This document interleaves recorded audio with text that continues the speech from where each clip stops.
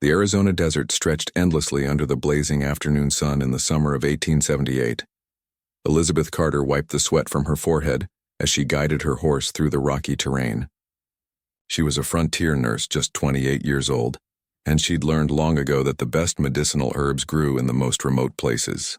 Today she was searching near the Mexican border in a place where most settlers feared to travel. Her brown mare suddenly jerked to the side, ears flattened against her head. Elizabeth tightened her grip on the reins, her heart racing. The horse only acted this way when something was wrong. She scanned the landscape, seeing nothing but saguaro cacti and scattered rocks baking in the heat. Then she heard it. A low groan, barely audible over the desert wind. Elizabeth dismounted carefully, one hand on the small pistol at her belt. She wasn't foolish enough to travel these lands unarmed. She moved toward the sound, stepping around a cluster of tall cacti. What she saw made her freeze in place. A man lay collapsed on the ground, his chest rising and falling in shallow breaths. He was Apache. She could tell from his clothing and the distinctive markings on his leather vest. Blood soaked his shoulder, dark and dried in some places, still wet in others. His face was pale beneath sun-darkened skin, his lips cracked from dehydration. Every instinct told Elizabeth to ride away. The relationship between settlers and the Apache tribes was dangerous, violent. People on both sides had lost family members. Her own husband had died in a border conflict just 2 years ago. But as she stood there watching this man struggle for each breath, her medical training pushed past her fear. She knelt beside him, setting down her herb basket. His eyes flickered open for a moment, dark and unfocused. He tried to speak, but only a whisper came out in a language she didn't understand. Elizabeth examined his wounds quickly. The gunshot to his shoulder was serious but survivable if treated properly. The real danger was the dehydration and the infection she could already see setting in. She reached for her water canteen and carefully lifted his head, letting a few drops fall onto his cracked lips. He swallowed reflexively. As she worked, she noticed things that made her pause. His vest bore intricate beadwork that she recognized as symbols of high rank. This wasn't just any warrior. The leather bag at his side was finely crafted, far better quality than what most traveling Apache carried. Elizabeth made her assessment in seconds. Moving him was risky, but leaving him here meant certain death. The sun would finish what the gunshot had started. She remembered an abandoned mining shack about 2 miles east. Miners had left it years ago when the silver ran out. It had a roof and walls. It would have to do. Getting him onto her horse was the hardest thing she'd done in months. He was unconscious, dead weight, and much taller than her. She used every trick she knew, leveraging rocks and her own body weight. By the time she had him draped across the saddle, her arms shook with exhaustion. She walked alongside the horse, one hand steadying the wounded man, moving as quickly as she dared. The mining shack looked even more decrepit than she remembered. The door hung crooked on its hinges and wind had blown sand into every corner. But it was shelter. She managed to get the warrior inside and onto the ground, using her coat as a cushion under his head. Elizabeth worked quickly in the fading light. She built a small fire outside, boiled water, and began the careful process of cleaning the wound. The bullet had gone through, which was fortunate. She packed the injury with herbs she knew would fight infection, then wrapped it with strips torn from her spare shirt. As darkness fell completely, she sat back against the wall and really looked at what she'd done. She'd just hidden a wounded Apache warrior in a secret location. If her own people found out, they'd call her a traitor. If his people found them, they might kill her for being a settler. And if whoever shot him came looking, both their lives were forfeit. The warrior stirred, murmuring something in his sleep. Elizabeth added wood to the small fire she'd built inside the shack, watching shadows dance on the walls. She thought about her husband, about the senseless violence that had taken him. She thought about all the families torn apart by this endless conflict. She'd made her choice the moment she decided to help. There was no going back now. Whatever came next, she would face it. But as she looked at this unconscious man who was supposed to be her enemy, she felt something she hadn't expected. Hope. A tiny, fragile hope that maybe, somehow, one act of mercy could mean something in this brutal land. Elizabeth pulled her shawl tighter around her shoulders. It would be a long night. She'd need to return to town tomorrow for more supplies, which meant inventing a believable story about where she'd been. She'd need to be careful, methodical, and above all, she'd need to keep this secret. The warrior's breathing had steadied, becoming deeper and more regular. That was a good sign. Elizabeth allowed herself to close her eyes for just a moment, exhaustion finally catching up with her. When she opened them again, dawn light was creeping through the gaps in the walls and the real work was about to begin. The next 3 days became a careful dance of deception and dedication. Elizabeth would rise before dawn, ride to the mining shack with supplies hidden in her saddlebags, treat the warrior's wounds, then return to town before anyone noticed her absence. She told her neighbors she was collecting herbs in the foothills. They believed her because she'd done it countless times before. On the morning of the second day, she arrived to find him awake and alert. His eyes tracked her movement as she entered, his hand moving instinctively toward where his knife should have been. Elizabeth had removed all his weapons that first night, hiding them in a corner. She raised her hand slowly, showing she meant no harm. They stared at each other in tense silence. Elizabeth broke it by holding up her medical bag and gesturing to his bandaged shoulder. He watched her approach like a wolf watching a stranger, ready to fight despite his weakened state. She changed his bandages carefully, noting with satisfaction that the infection was clearing. The herbs were working. As she worked, she tried simple words in Spanish, hoping he might understand. The borderlands were a mixing place of languages. Many people spoke at least a little Spanish, even if their native tongue was something else. To her surprise, he responded. His Spanish was rough, heavily accented, but understandable. He asked who she was. She told him her name and that she was a nurse. He asked why she helped him. She didn't have a simple answer to that, so she just said she couldn't leave someone to die. His name was Dakota, he told her. The word meant friend to everyone in his language, though he said it with bitter irony. He'd been traveling alone when riders ambushed him. They weren't soldiers, he said. They were something worse. Mercenaries. Men who killed for money, who didn't care which side they were on as long as someone paid them. Elizabeth brought him food. Cornbread, dried meat, fresh water. He ate slowly at first, then with more energy as his strength returned. Between bites, he studied her face as if trying to understand a puzzle. Finally, he asked the question she'd been expecting.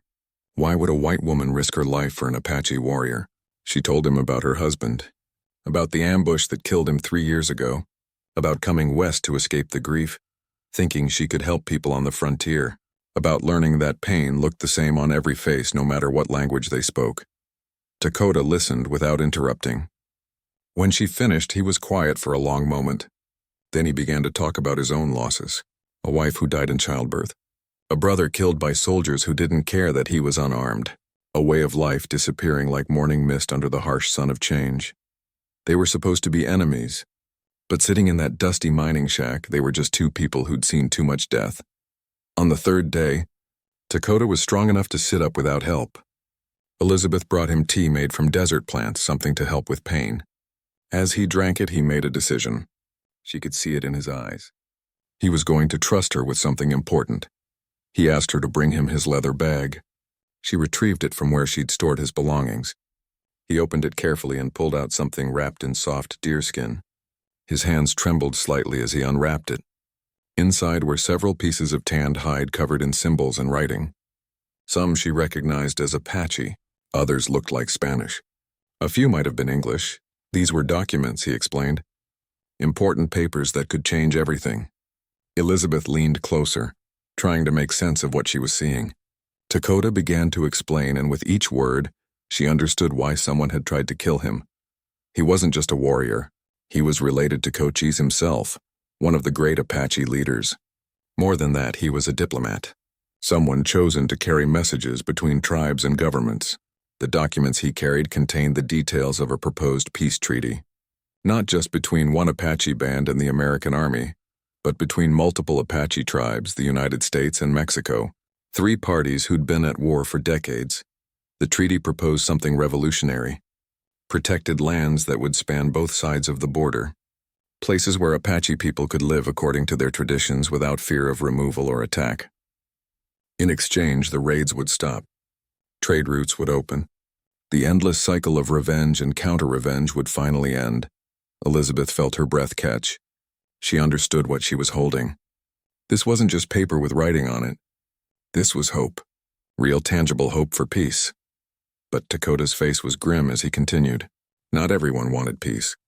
American settlers who'd claimed tribal lands wouldn't want to give them back. Mexican bandits who profited from the chaos wouldn't want order restored. And within the Apache tribes themselves, there were warriors who believed peace was surrender, that only continued resistance would preserve their people.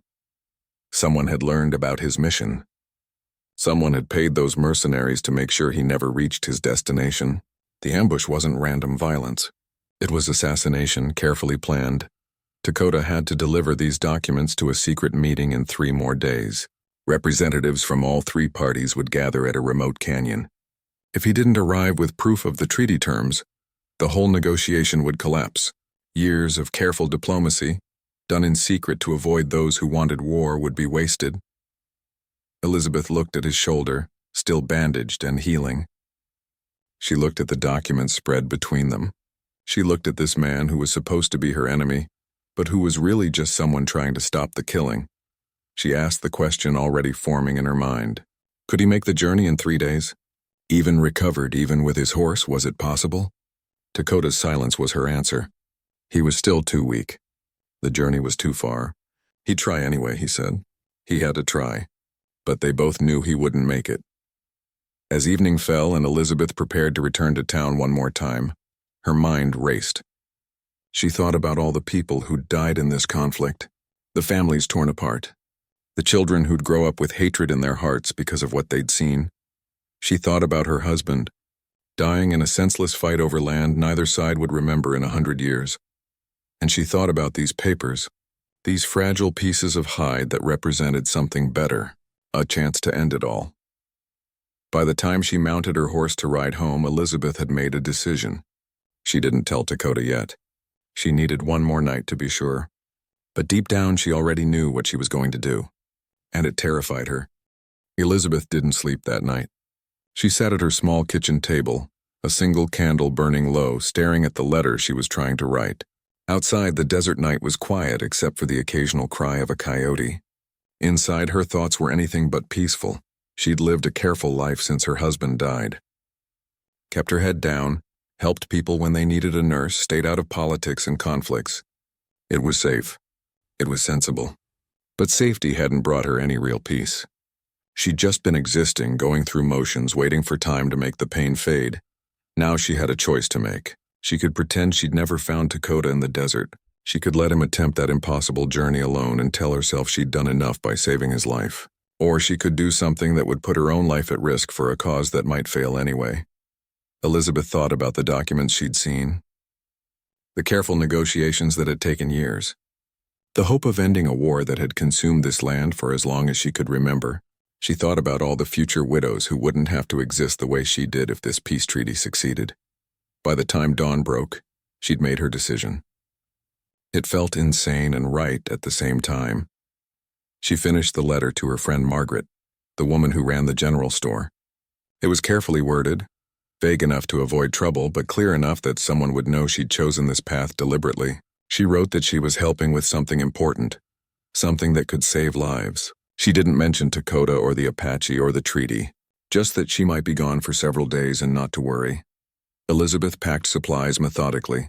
Food that would travel well, extra water, her medical kit, ammunition for the pistol she hoped she wouldn't need to use, a warm coat for cold desert nights. She took her time, checking everything twice. If she was going to do this, she'd do it right. She arrived at the mining shack just after sunrise. Dakota was awake, attempting to stand on his own. He'd managed to get upright but swayed dangerously. His face went pale with the effort. Elizabeth watched him grab the wall for support, stubborn pride keeping him from falling. She set down her supplies and told him her plan in simple Spanish. She would guide him to the meeting place.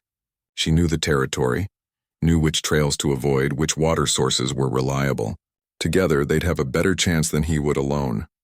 Dakota stared at her like she'd lost her mind. He argued that it was too dangerous, that she had no reason to risk her life for Apache business, that her own people would call her a traitor. Elizabeth listened to all his objections, then asked him a simple question. Did he want to save lives or not? That silenced him. They both knew the answer. They spent the rest of that day planning.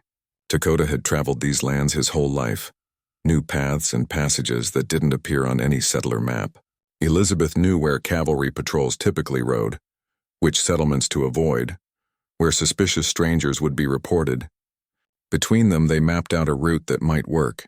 They'd travel mostly at night when the desert cooled and they'd be harder to spot. They'd avoid established trails, taking the difficult path through mountains and canyons that most travelers wouldn't risk. It would be slower, harder, but safer. Dakota was still weak, but his strength was returning faster now. Good food, clean water, and proper medicine had worked their healing. He practiced walking while Elizabeth organized their supplies. She could see him testing his limits, figuring out what his injured body could handle. As evening approached, they prepared to leave. Elizabeth helped Dakota onto her horse. He protested that she should ride, but she insisted. His injury made walking difficult, and they'd move faster with him mounted. She'd walk beside, leading the horse. She'd done longer treks before. Just before they left, Dakota asked her one more time if she was certain. Elizabeth looked at the setting sun painting the desert in shades of red and gold. She thought about her quiet, safe life and realized she'd been half dead since her husband passed. This felt like living again, even if it was dangerous. She told him she was sure. They set out as stars began appearing in the darkening sky. The first few hours were almost peaceful. The temperature dropped to something bearable. The horses' hooves made soft sounds on sandy ground. Neither of them spoke much, conserving energy and staying alert for any signs of danger. Then, as the moon rose full and bright, Elizabeth noticed something that made her blood run cold. Hoof prints. Fresh ones. Multiple horses heading in the same general direction they were going. Dakota saw them too. They stopped examining the tracks in the moonlight. At least 5 riders, maybe more, moving together in a group, which meant they weren't casual travelers. Out here at night, that usually meant people up to no good. Elizabeth and Dakota exchanged a look. They both understood what this might mean. Someone else knew about the meeting. Someone who didn't want it to happen. They altered their course immediately, moving further into rough terrain where horses would have difficulty following. The change added hours to their journey, but staying on the easier path now seemed suicidal. As they climbed into rocky foothills, Elizabeth's legs began to ache. She wasn't used to this kind of sustained hiking, especially while leading a horse over uneven ground, but she didn't complain. Dakota was still recovering from a gunshot wound. If he could push through pain, so could she. Around midnight, they found a small canyon to rest in. Elizabeth rationed out food and water while Dakota kept watch. His face was drawn with exhaustion, but his eyes remained alert. She changed his bandage by moonlight, relieved to see the wound was still healing cleanly. They allowed themselves 2 hours of rest.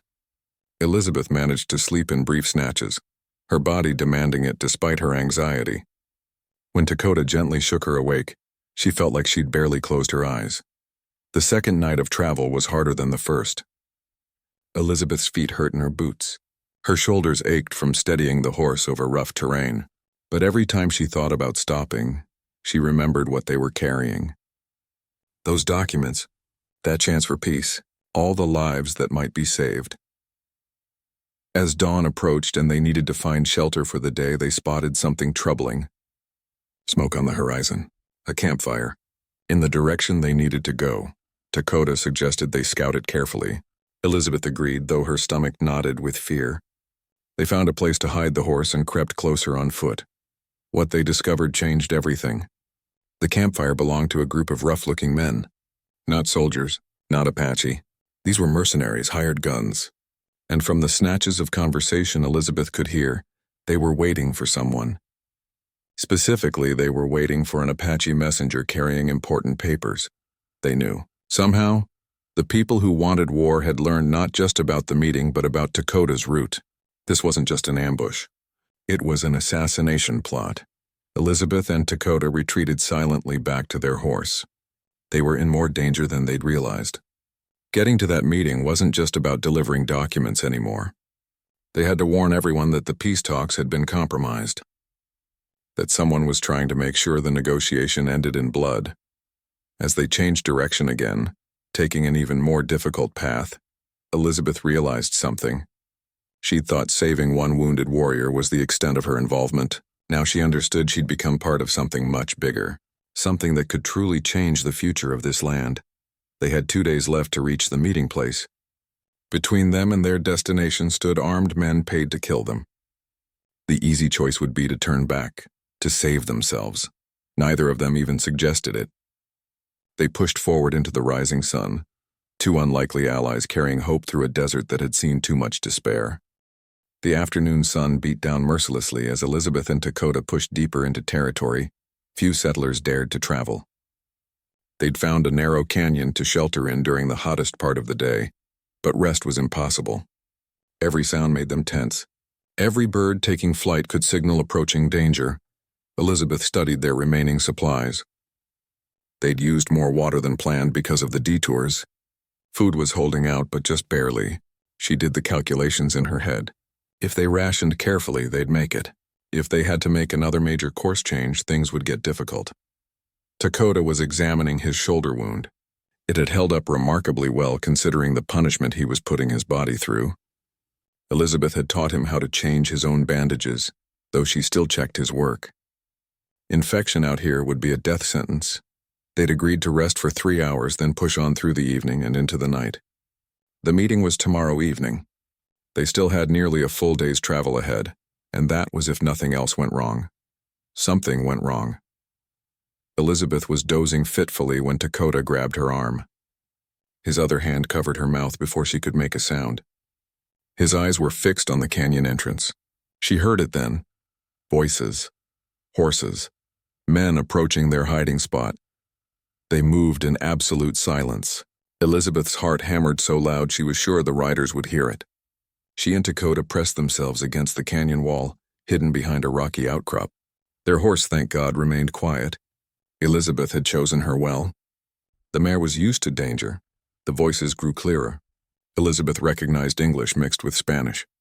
A group of riders had stopped right at the canyon entrance, barely 50 feet from where she and Dakota hid. One voice rose above the others. He was giving orders, describing an Apache man and possibly a woman traveling together. The description was rough but accurate enough. Someone had seen them. Someone had reported their movements. Elizabeth's blood ran cold as she listened to what came next. These weren't just random mercenaries looking for a bounty. They were part of something organized. The voice mentioned a man named Coltrane, a wealthy landowner who'd put together a coalition of people opposed to peace. Ranchers who'd claimed tribal lands. Businessmen who profited from supplying military posts. Mexican bandits who used the chaos at the border to move stolen goods. These men had money and organization behind them. They knew about the meeting location. They knew about Dakota. And they had enough men to cover multiple routes to the canyon. The speaker mentioned something that made Elizabeth's stomach drop. They'd sent another group ahead to the meeting site itself. Not to stop the negotiation, to attack it. To kill everyone there and make it look like an Apache raid, destroying any chance of peace for years to come. The riders moved on after 10 minutes that felt like hours. Elizabeth and Dakota waited another 30 minutes before daring to move. When they finally emerged from hiding, they looked at each other with new understanding. This wasn't just about delivering documents anymore. They had to warn everyone at that meeting that they were walking into a trap. Dakota's face was grim. He explained in quiet Spanish that if those men succeeded, if the peace delegates were massacred, both sides would blame each other. The fragile trust that had taken years to build would be destroyed. War would continue for another generation, maybe longer. They had to make a hard choice. The direct route to the meeting was now too dangerous. Those riders would be watching it. But taking the longer way meant they might not arrive in time to warn anyone. Dakota suggested something desperate. They should split up. He knew a mountain path, nearly impossible for horses, that would get him there faster but which he'd have to traverse alone. Elizabeth could take the valley route with their horse and supplies, arriving later but with the resources they'd need. Elizabeth immediately protested. His shoulder wasn't fully healed. The mountain route he described sounded treacherous even for someone in perfect health. But Dakota was insistent. Someone had to get there first to warn the delegates. His people's scouts would recognize him, trust his warning. Elizabeth could follow with the treaty documents and supplies. They argued in urgent whispers for 20 minutes. Finally, Elizabeth agreed. But only if Dakota took the gun and most of the food.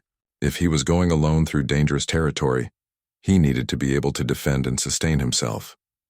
They divided their supplies carefully. Elizabeth kept the treaty documents wrapped in waterproof oilcloth, tucked safely in her saddlebag. Dakota took the weapons, most of the food, and a small amount of water. It would have to be enough. Before they parted, Dakota did something unexpected. He removed a necklace from around his neck, a simple leather cord with a small turquoise stone. He placed it in Elizabeth's hand and closed her fingers around it. He told her it was a token that would identify her to his people as someone under protection. If Apache scouts found her before she reached the meeting, this might save her life. Elizabeth had nothing to give in return. She settled for gripping his hand firmly and making him promise to be careful. Dakota smiled, the first real smile she'd seen from him. He said that careful had stopped being an option days ago. They parted at dusk. Elizabeth watched Dakota disappear into the rocks, moving with surprising speed despite his injury. Then she turned her horse toward the valley route and began the longest ride of her life. The first hours alone were nerve-wracking. Every shadow could be an enemy. Every sound made her reach for the knife at her belt. The gun had gone with Dakota, leaving her with only a blade for protection. She'd treated enough knife wounds to know how inadequate it was in a real fight. But as the night deepened and no one appeared, Elizabeth settled into a rhythm. Walk the horse to save its strength. Ride for short periods when the terrain allowed. Keep moving. Stay alert. Get to that meeting in time. She thought about Dakota climbing through those mountains in the dark. She thought about the men planning murder. She thought about all the people gathering at that canyon tomorrow, expecting to make history, having no idea of the danger waiting for them. Around midnight, Elizabeth came to a small settlement.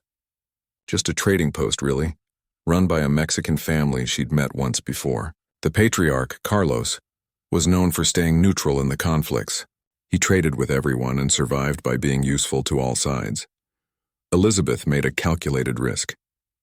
She needed information about what lay ahead. More than that, she needed help. She approached the trading post cautiously, relieved to see light in the windows despite the late hour. Carlos recognized her immediately. He invited her in, his wife bringing water and food without being asked. Elizabeth explained as much as she dared. A peace meeting in danger, armed men planning an attack. Lives at stake. Carlos listened carefully. When she finished, he was quiet for a long moment. Then he called his son Roberto, a young man of about 20 who'd been preparing to sleep. Carlos gave quick orders in Spanish. Roberto was to ride ahead at first light to the meeting site, taking the fastest route. He was to warn the American cavalry commander, a man Carlos knew from years of trading. Roberto should tell the commander that violence was coming and that he needed to prepare. Elizabeth felt tears of relief prick her eyes. She wasn't alone anymore. Someone else was helping. Someone else understood what was at stake. Carlos gave her a fresh horse, younger and stronger than her tired mare. He gave her more supplies. His wife pressed food into her hands. And Carlos himself drew a map showing the safest route to the canyon, marking places where she could find water. She left the trading post before dawn with new hope. Roberto had already gone, riding hard for the meeting site. She had a rested horse and clear directions. Dakota was making his way through the mountains. They had allies now, people working to prevent the massacre. But as the sun rose on what would be the day of the meeting, Elizabeth knew they were in a race against time. Those mercenaries were already in position. The peace delegates would be gathering soon, and somewhere between here and there, Dakota was alone in hostile territory with a barely healed wound. She urged her new horse faster. The landscape blurred past. She had one day, one single day to get there before everything fell apart. One day to help prevent a tragedy that would echo through history. The desert had never seemed so vast. Elizabeth rode toward destiny, carrying documents that represented hope in saddlebags, wearing a turquoise stone that represented trust around her neck, and holding in her heart a desperate prayer that they'd all reach that canyon in time. Dawn broke over the mountains in shades of orange and purple as Dakota pulled himself up another rocky slope. His shoulder screamed with every movement, the partially healed wound protesting the abuse. He'd been climbing for 6 hours straight, navigating paths that were barely more than suggestions of trails. One wrong step could send him tumbling hundreds of feet down, but he was making progress. This route would cut at least 8 hours off the journey. If he could maintain this pace, he'd reach the canyon by early afternoon. Time enough to warn everyone. Time enough to prepare a defense. Behind him, somewhere in the valley below, Elizabeth was making her own way. Dakota had to trust she'd reach safety. Trust wasn't something that came easily to him anymore, not after years of broken promises and betrayals. But something about that stubborn nurse had gotten past his defenses. She'd saved his life when she had every reason to leave him for dead. That counted for something. A sound above him made Dakota freeze. Rocks shifting. Movement. His hand went to the pistol Elizabeth had insisted he take. He pressed himself against the cliff face, making himself as small as possible. 3 figures appeared on the ridge above him. Apache scouts. Dakota's heart rate slowed slightly. These were his people, probably outriders for the peace delegation, but he couldn't assume they'd recognize him or trust his message. Some Apache warriors opposed the peace talks violently. One of the scouts called down in their language, asking who dared travel these sacred paths. Dakota responded carefully, identifying himself by his family connections, his clan. There was a moment of tense silence. Then the scout above him laughed in recognition. They knew him. Better yet, they trusted him. The scouts helped him up the last difficult section of the climb. As they shared water and caught their breath, Dakota explained everything. The ambush, the white nurse who'd saved him, the assassination plot, the mercenaries planning to massacre everyone at the peace meeting, the scouts' leader, a man named Nashota, who'd fought beside Dakota in past battles, listened with growing anger. He confirmed what Dakota feared. The peace delegates had already begun gathering at the canyon. Apache elders, American cavalry officers, Mexican officials, all sitting together in one place, exposed and vulnerable. Nashota had only 3 scouts with him, 4 men counting Dakota, against what could be dozens of mercenaries. But Nashota didn't hesitate. They would go to the meeting immediately. They would warn everyone and help prepare a defense. If the enemies of peace wanted a fight, they'd get one. The scouts moved fast through territory they'd known since childhood. Dakota pushed himself to keep up, ignoring the pain in his shoulder, focusing only on the goal. They had maybe 4 hours before the mercenaries would strike. 4 hours to turn the trap around on those who'd set it. Meanwhile, down in the valley, Elizabeth was having her own encounter. She'd been riding hard for an hour when she spotted dust on the horizon. Multiple riders approaching fast. Her new horse was quick, but there was nowhere to hide in this open terrain. She kept riding, hoping they'd pass by. They didn't. The riders changed direction, clearly moving to intercept her. Elizabeth's hand went to the knife at her belt. Fat lot of good it would do against armed men on horseback, but it was all she had. As they got closer, she saw uniforms, American cavalry. Relief flooded through her until she realized they might not be friendly. Some cavalry units had standing orders to detain anyone traveling alone in Apache territory. The lead rider held up a hand, signaling her to stop. Elizabeth reined in her horse, trying to look calm despite her racing heart. The officer in charge rode forward. He was older, with gray in his beard and hard eyes that had seen too much frontier violence. He demanded to know what a woman was doing alone in dangerous territory. Elizabeth made a split-second decision to gamble on the truth. She told him she carried documents for the peace meeting, that she'd been sent by people who supported the negotiations, that there was an attack planned and everyone was in danger. The officer's expression changed from suspicion to sharp attention. He exchanged glances with his men. Then he asked her a question that made her blood run cold. How did she know about the peace meeting? The location was supposed to be secret. Elizabeth pulled out the turquoise necklace Dakota had given her. She held it up, letting it catch the morning light. She explained that an Apache messenger had trusted her with it, that she'd helped him when he was wounded, that they were both trying to prevent a massacre. The officer stared at the necklace for a long moment.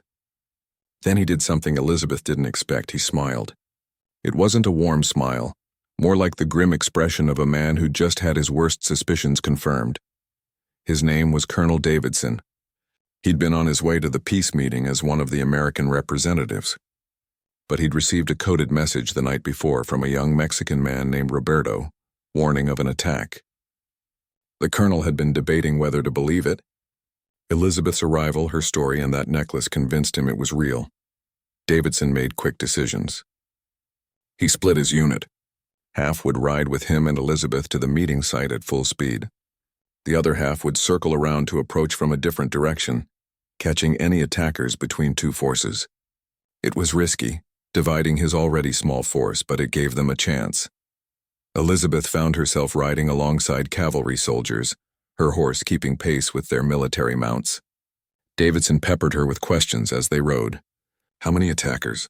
What were they armed with? How had they learned about the meeting? She answered what she could, but the truth was she didn't know enough. She described the mercenaries she'd overheard, the organization behind them, the wealthy landowners who wanted war to continue. Davidson's face grew darker with each detail. The colonel told her something that made the whole situation even more dire. The Mexican officials attending this meeting included some of the highest-ranking federal officers on the border. If they were killed, Mexico might consider it an act of war by the United States. Similarly, if the Apache elders were killed while under the promise of safe negotiation, every tribe within 500 miles would take up arms. This wasn't just about preventing one attack. They were trying to prevent a war that could engulf the entire region for years. As noon approached, they could see the canyon in the distance. It was a natural amphitheater, with high walls providing shelter from the wind. Perfect for a secret meeting. Also perfect for an ambush. Anyone positioned on those canyon walls would have clear shots at everyone below. Davidson called a halt.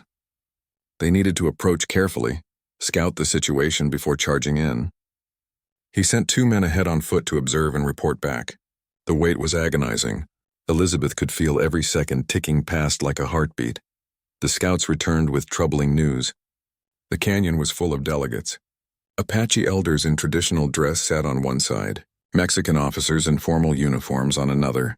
American officials, including several high-ranking officers Davidson recognized, formed a third group. They were all seated around a central fire, beginning the formal opening of negotiations. And on the canyon rim, hidden among the rocks, the scouts had spotted men with rifles.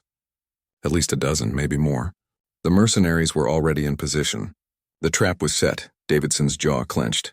They were too late to prevent the ambush from being set up, but they weren't too late to spring their own trap. He began giving orders in a quiet, urgent voice. At almost the same time, on the opposite side of the canyon, Dakota and the Apache scouts were making their own assessment. They'd spotted the mercenaries too. Nashota was already moving his men into position, preparing to take out the attackers from behind. Neither group knew the other was there.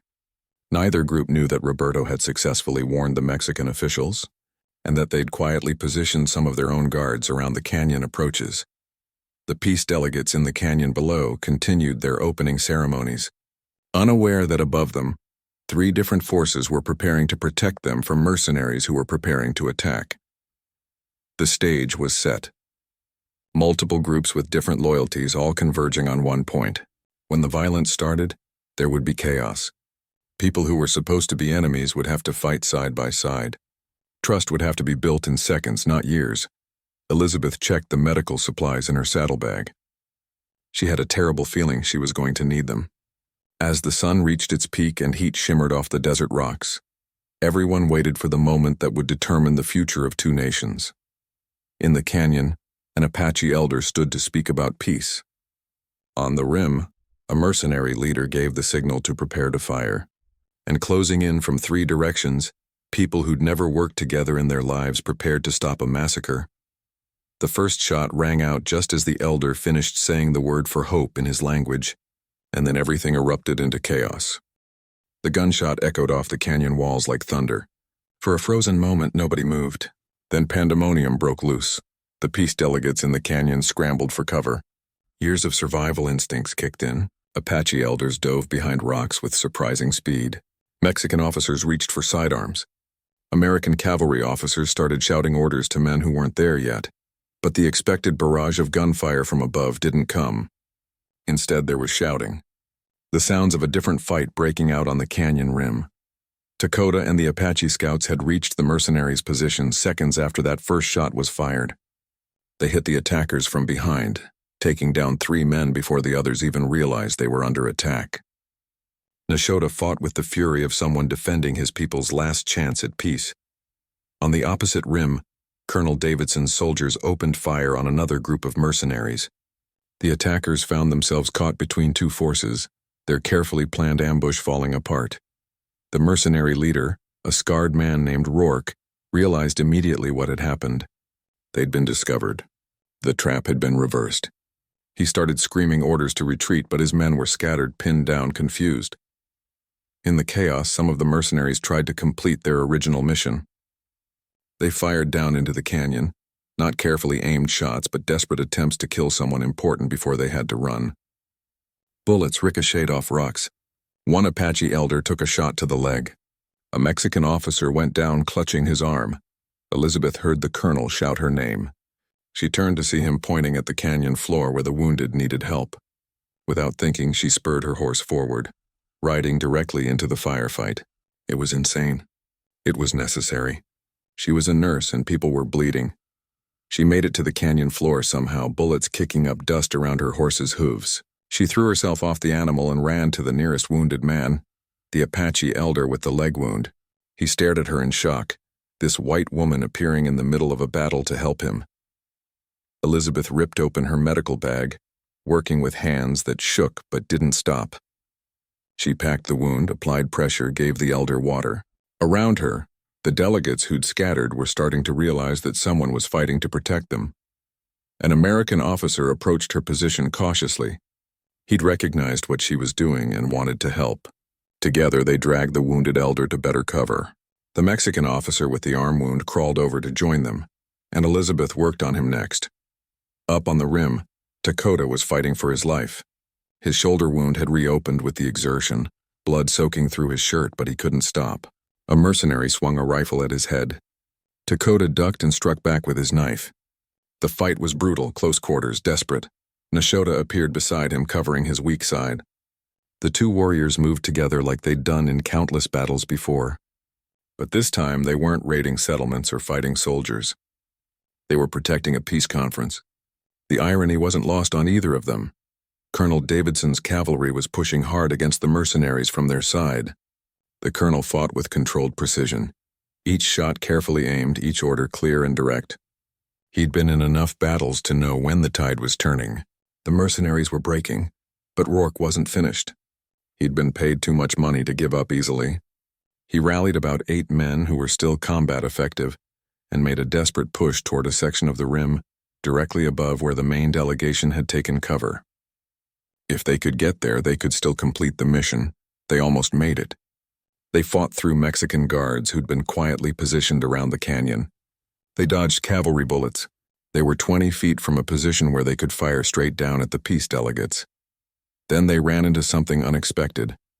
Roberto, the young man from the trading post, had positioned himself exactly where Rourke was trying to go. He had an old hunting rifle and more courage than sense. He stood in the path of 8 armed mercenaries and refused to move. Rourke laughed at him.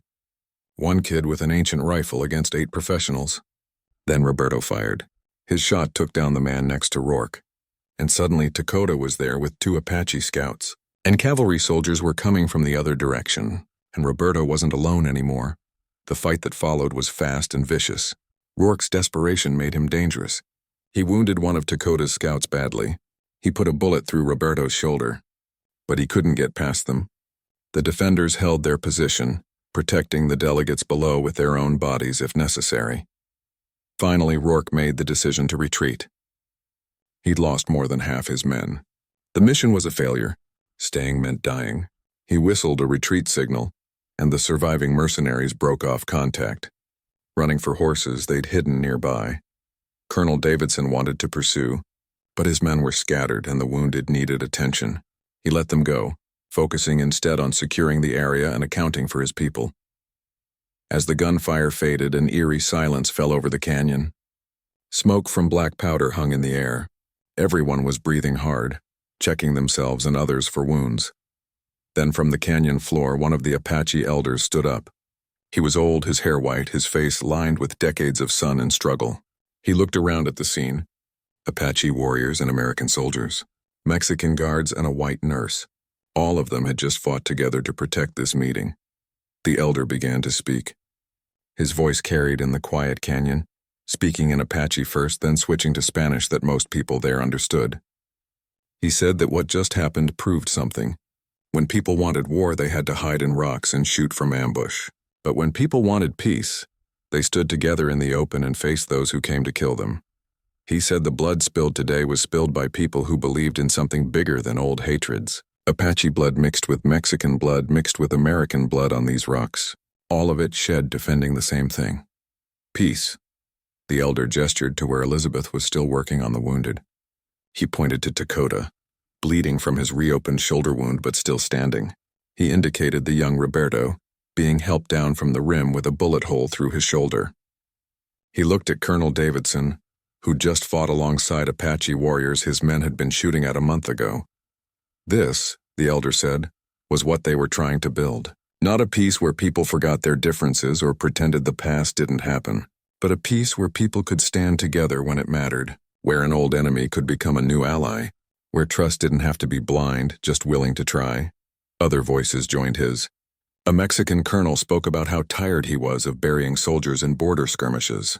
An American major talked about how many widows and orphans this war had created. Apache voices spoke of children who'd never known a time without fear. And slowly, impossibly, the peace talks resumed, not in the formal way they'd planned, but in a more honest way. People sat together who'd just fought side by side. They shared water. They helped each other with wounds. And they talked about how to make sure they never had to do this again. Elizabeth moved from person to person, treating injuries regardless of what uniform they wore or what language they spoke. Her medical supplies were running low, but people shared what they had. An Apache healer showed her techniques with desert plants she'd never seen before. A Mexican medic had better bandages which he freely shared. Dakota finally let someone look at his shoulder. Elizabeth came to him exhausted but still functioning. She peeled back his blood-soaked shirt and examined the damage. The wound had torn open, but not as badly as she'd feared. She cleaned it again, her hand steady despite everything they'd just been through. As she worked, Dakota caught her hand. His grip was weak, but his eyes were clear. He told her that what she'd done, saving him in the desert, had led to this moment. All of it. If she'd left him to die, the documents would have died with him. The warning would never have come. Everyone in this canyon would likely be dead, and the war would have continued for another generation. Elizabeth didn't know what to say to that. She just finished bandaging his shoulder and moved to the next patient. But inside, something had changed. She'd come west running from grief, trying to escape the pain of loss. She'd found something here. Purpose, hope. The feeling that individual actions mattered, that one person choosing mercy over hatred could ripple outward in ways impossible to predict. As the sun began to set, painting the canyon walls in shades of gold and red, the real work of peace began. The treaty documents that Dakota had carried so far were unwrapped and laid out. People who'd been enemies that morning studied them together, making notes, suggesting changes, finding compromises. It would take days to finalize everything. Weeks to implement it, years to build real trust, but the foundation was laid in blood and courage on that canyon floor. People who'd fought together to protect something they believed in would have an easier time working together to build it. Elizabeth found a quiet spot to rest as darkness fell. Her body ached everywhere. Her hands were stained with blood from a dozen patients. Her supplies were gone, given freely to whoever needed them. She was exhausted beyond anything she'd known before. The negotiation stretched over 5 days.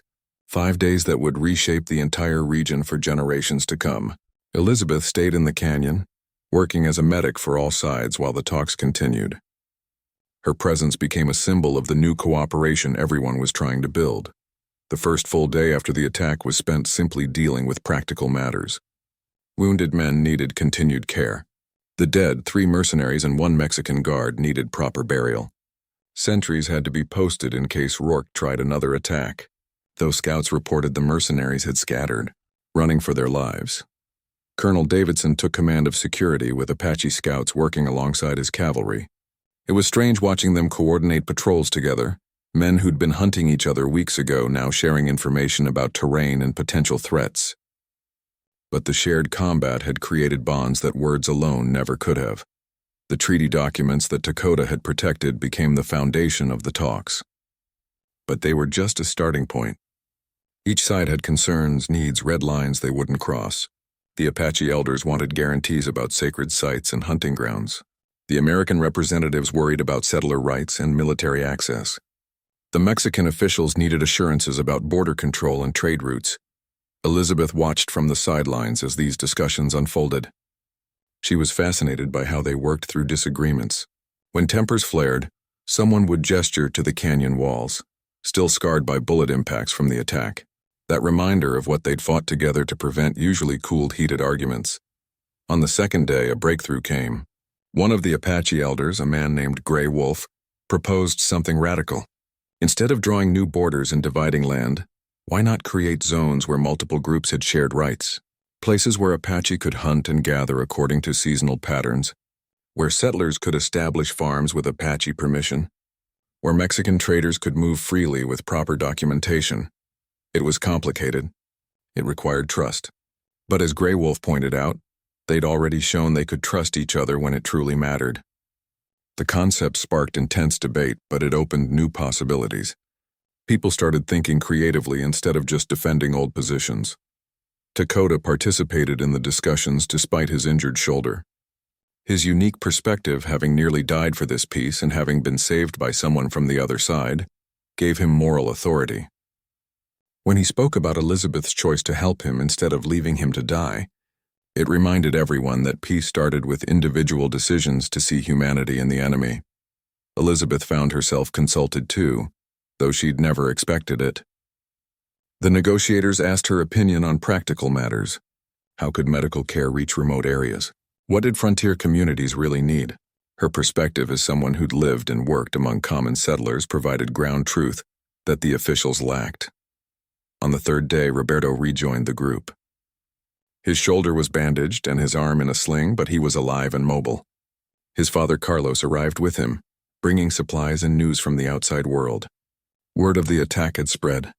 People on all sides were demanding to know what happened. Carlos brought troubling information.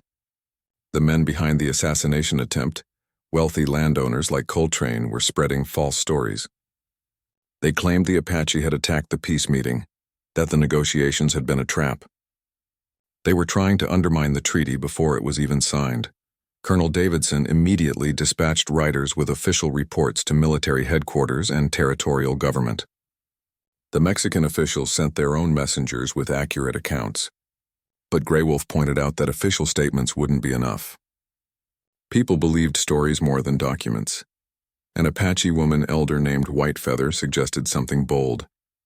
They should invite witnesses to observe the final treaty signing, not just officials but ordinary people, settlers, traders, Apache from different bands, Mexican villagers. Let them see with their own eyes that this peace was real. The idea was risky. More people meant more chances for trouble. But it also meant more truth-tellers who could counter false narratives. After heated debate, they agreed. Runners went out to nearby communities with invitations to attend the final ceremony. By the fourth day, people began arriving. They came cautiously at first, suspicious and uncertain.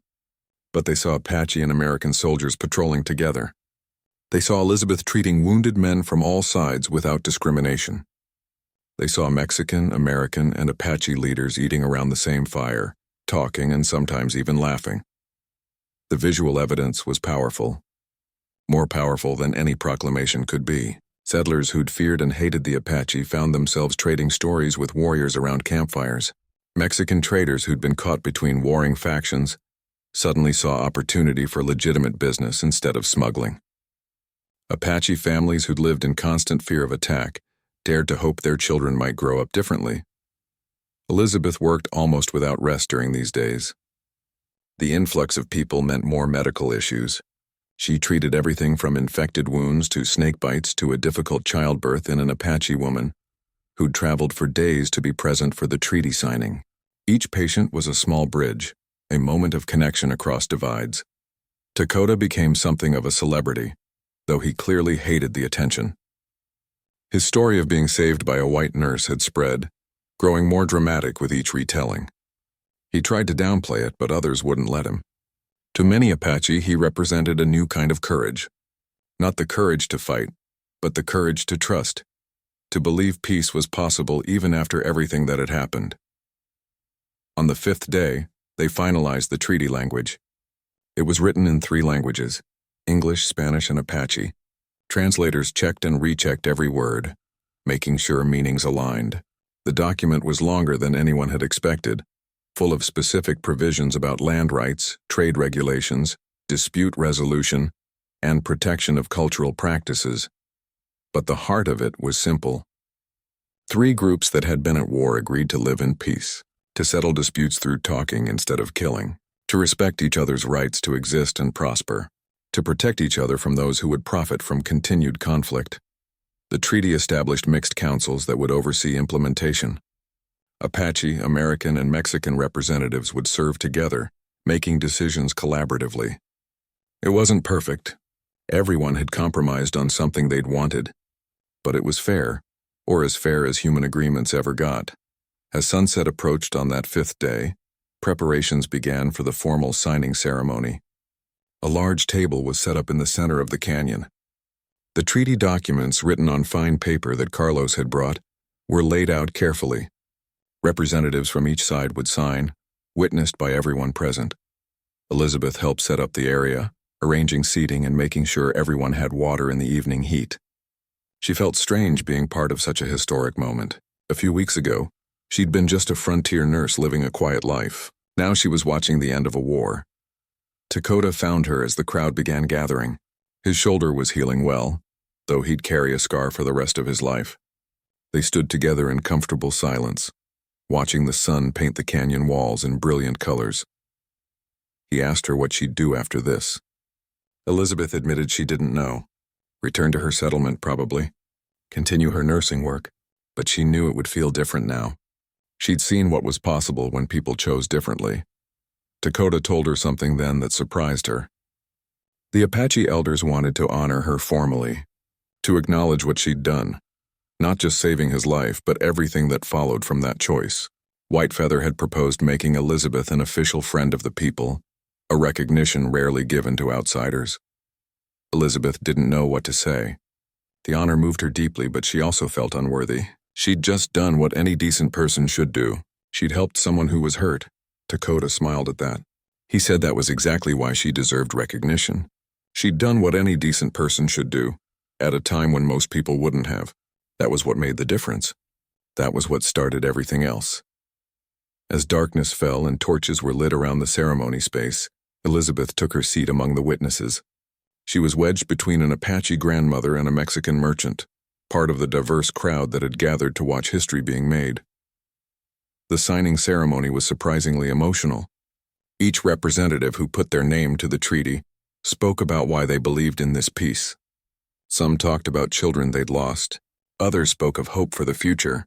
Grey Wolf talked about dreams his people had carried for generations, dreams of living without fear. Colonel Davidson spoke about soldiers under his command who died in pointless skirmishes, and his determination that their deaths would mean something by helping end the war. When the last signature was added and the treaty was officially sealed, there was a moment of profound silence. Then someone started clapping. Others joined in. The applause grew, echoing off the canyon walls, a sound of celebration and relief and cautious hope. Elizabeth felt tears on her cheeks. She wasn't alone. All around her, people were crying openly.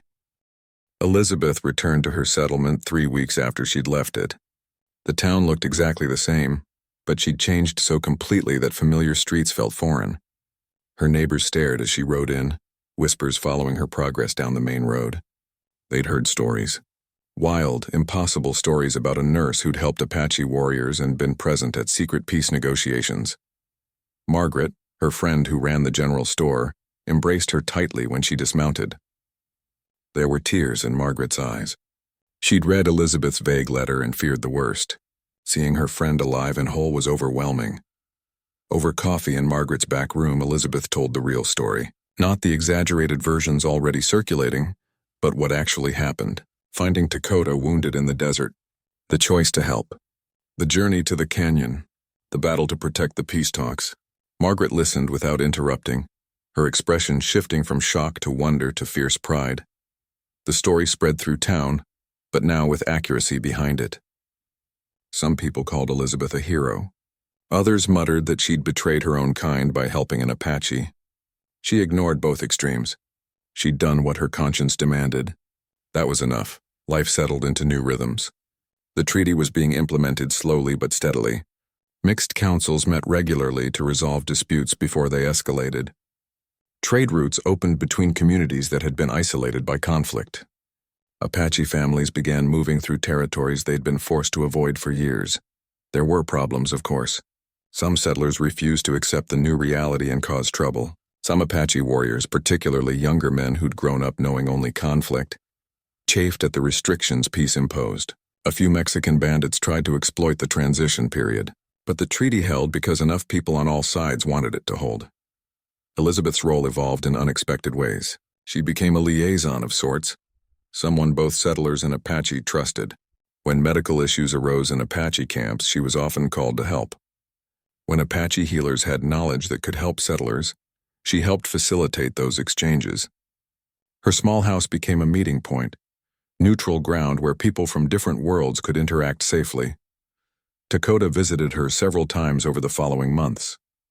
His shoulder had healed well, though he admitted it ached before storms. They'd become genuine friends, these two people who should have been enemies. They shared meals and stories, taught each other words from their respective languages, and marveled at how much had changed.